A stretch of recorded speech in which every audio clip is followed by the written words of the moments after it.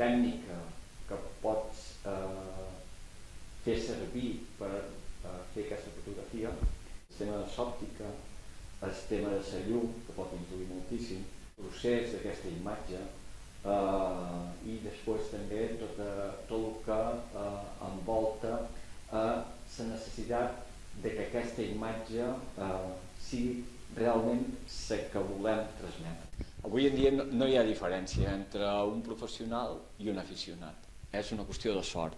És a dir, un aficionat pot tenir un moment de sort i captar una imatge espectacular que un professional millor no la podria captar. La diferència on ve més marcada és quan t'emmarquen una feina de dir m'és de treure açò. Aquella lluita és la que un professional pot dedicar un temps a fer un estudi, a fer una preparació, fins a aconseguir aquella imatge. Una persona es pot dedicar professionalment a la fotografia sempre que li agradi.